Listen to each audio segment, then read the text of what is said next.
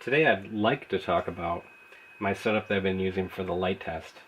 Basically built a box with a lux meter, and I'm trying to quantify the amount of light that passes through a card to make it less of a subjective test and more of a pass-fail kind of test. So I have taken hundreds, if not thousands, definitely thousands of cards from several sets, run them through this piece of equipment, shining a set amount of light through them, trying to get reproducible readings, which I've been able to do, tallied those in the spreadsheets, looked at the standard deviations, different grain patterns, all kinds of stuff. That's what I'd like to talk about, but that's not what I'm going to be talking about. Instead, today I'll be talking about the reserve list. Everyone's favorite topic when it comes to Magic the Gathering, something that definitely divides the community more than most anything. So we're going to be doing reserve list stuff today.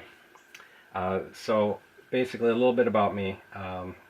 I started playing Magic shortly after Revise came out, and 94, early 95.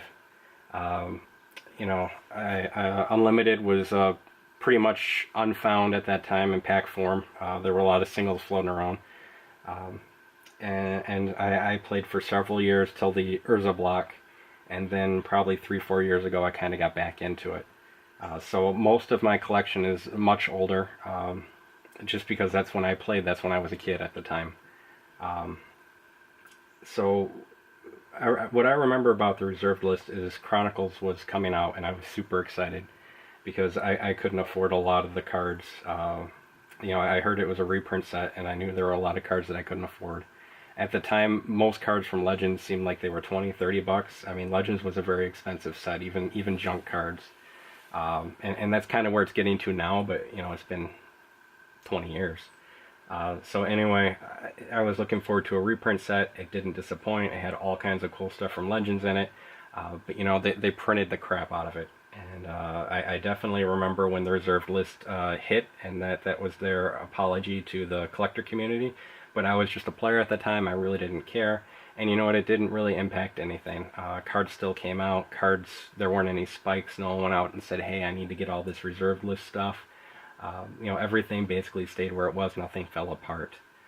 So that's my memory of the reserve list and when it came out. And I didn't think, wow, I really want a Black Lotus. I should probably get one of those because I know they're never going to reprint one.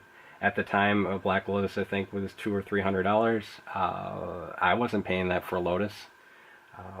Of course, I didn't understand mana acceleration the way I do now, but I played mono red, so most of my older collection is garbage because most of the mono red cards that I got did not hold value very well. I traded most of my dual lands away in Mirage for Crimson Hellkites. Anyway, so reserve list. There are approximately 570 cards on the reserve list. About 17,000 different cards have been printed for Magic the Gathering. So the reserve list only makes up a small fraction of everything printed. Some of the cards on the reserve list are garbage. Some of them are okay. Some of them are completely broken. When you talk reserve list, people usually talk about how much they want to stock up and hoard copies of Polar Kraken and Ice Cauldron. Not really. Actually, Ice Cauldron is one of my favorite cards, and if you read the Gatherer comments for it, it's pretty mind-blowing what it actually does and what it can do. I'd love to see someone try to break that. So most people aren't worried about things like this. Most people don't say, hey, reserve list needs to be abolished. I need to get my 4 of Polar Kraken in my deck, and what are they, $2 now? That's way off the scales. I'm never going to afford that kind of crap. There are people that say that. They say, hey, I'm not worried about this stuff. Well, then what are you worried about? So some people want the reserve list abolished because they want power. They want the Moxen, they want the Power 9, they want Library of Alexandria reprinted, Bazaar of Baghdad, they want Pendelhaven reprinted, they want the good stuff reprinted. And the news I have that most people don't want to hear is that the good stuff, it's broken. Probably should have never been printed in the first place. And one of the things then that people fall back on is, well, maybe not the Moxen, maybe not the Moxen. What I really want reprinted is the dual lands. And what I have to say to that is, well, those are also pretty broken. And those probably shouldn't also exist in the first place. When Ice Age came out, Wizards had the option to reprint the dual lands, and instead they printed these kind of cards, like Attic or Waste. Tap for a colorless, or tap to add a white or a blue to your mana pool and get a damage. They knew the dual lands were overpowered. Because if you have the ability to throw out these dual lands with no repercussions, there's no downside to them. It just, hey, it's a taiga. It counts as a mountain and a forest. Look at that. I can tap it for either or. Basically, when you stack your deck full of those, you have access to the whole color pie, and you're not restricted by a section of the color pie. You can throw out whatever good parts of whatever color pie of the colors you want, if you're playing like that. And that's one of the things that Wizards, I think, wanted to get away from when they started bringing out these pain lands. And over the years, they've had different iterations of multi-lands. Some are much better than others. And I think they all do what they're supposed to do. They're supposed to be able to give you access to more than one color of mana, but they also have to have a drawback. And I think this is the way it should be. There should always be a downside to this. You shouldn't have the dual lands. And I think that was their conscious decision when they put them on the reserved list. And I think that if they could reprint them, they probably would, because they want the money, and they would go in one of their master sets, so that they wouldn't have to obviously go into the rotation, because they're way too powerful for that. But at the time they realized these shouldn't be reprinted. These are too good, because definitely in legacy decks, it's all dual lands. The mana base is one of the most expensive parts of those. So Wizards, let's ignore the dual lands, let's ignore the Power 9. Let's say that Wizards has some of the other cards from the reserved list that they wanted to bring back to the masses.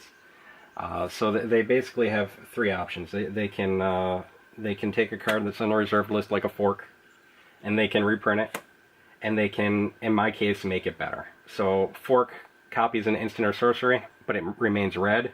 Reverberate copies an instant or sorcery, but in this case it retains the original color. So a Fork, you could be blue elemental blasted, which doesn't matter to most people in the more modern formats, but in Legacy that happens. But with the Reverberate, that might not happen, because you're going to be copying the same color. So, if you fork someone's counterspell and counterspell their counterspell, then they could blue elemental blast, but Reverberate's not going to be able to work like that. So in my case, they can upgrade something, and they can try to make it better. Then again, they can take something that exists, like a Wheel of Fortune, and they can try to make it fair. Reforge the Soul, which by fair I mean make it worse, because Wheel of Fortune is pretty broken. They can do some wonky stuff like Wheel of Fate. They can stick it on a creature, Magus of the Wheel.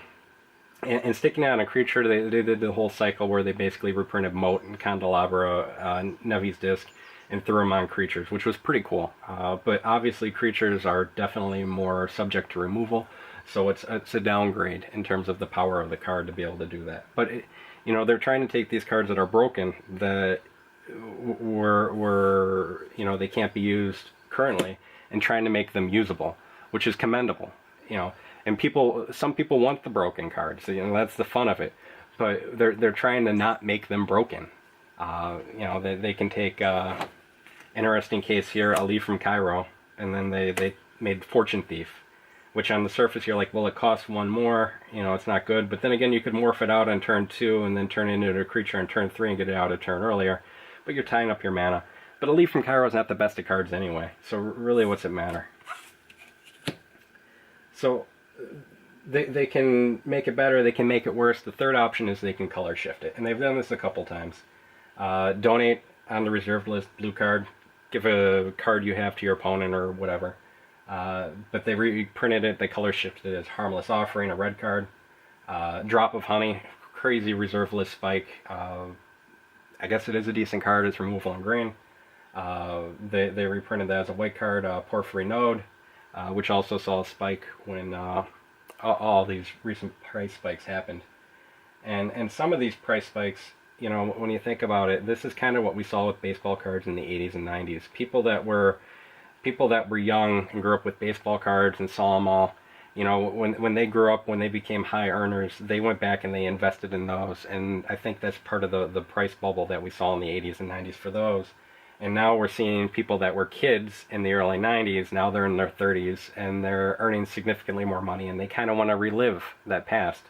So they're buying a lot of these cards. And whereas I couldn't afford a $300 Black Lotus, I would gladly buy one now for $300. But I'm not paying $3,000, so I'm going to remain Lotusless. So what about all these cards then in legacy formats where they're overpowered and they really, you know, maybe they shouldn't be there? And I think that Wizards has had that problem solved for them on several fronts. And I think what it is it's going to come down to slabbing the cards. So as these cards get more and more expensive, people are going to be less inclined to put down a Black Lotus that might be worth a minivan. And I think a lot of collectors are also buying these up. And in order for the collector to buy it up, they want to prove that it's real and authentic, so they're going to get it slabbed. And that's why you're seeing a lot of slab Mox Emeralds at BGS 3 and 4 and 5. Because they just want to say, hey, this is real. And that's going to become kind of the commodity of things. And a lot of people, once it's in the slab, they don't want to break the slab. So this card might be locked away forever. And as they get locked away, the price is going to go up because people are still going to play them. And as the price goes up, more collectors are going to buy them, and they're going to get locked away, I think. And especially with some of the counterfeits that are out there, I think that people that even own the card, that want to play it, are going to lock them away in slabs. They're going to try to prove it's authentic. They're going to put in a slab, and then it's gone, removed. And I think this is doing what Wizards wanted to do all along. They're taking these cards and they're essentially saying, these are for collectors now. These are not for players. Players are not going to use these cards. And I think this is going to help solve their problem of a lot of these. Duels, though, are going to be a lot more of a problem because so many of them were printed because they came out and revised as well.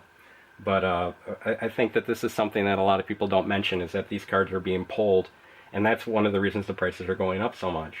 But in the end, you know, people aren't going to be playing with Lodi, and you know, and if you're in a casual group, you can always, you know, people play proxies. It happens. I've got one over here. I was going to show these, you know, the difference between Time Twister and the different reprints of that. This is a counterfeit Time Twister. I use it in my other videos, but you know, you don't have to have a special counterfeit like that. You can just print something out on inkjet paper and tuck it in the sleeve, you know.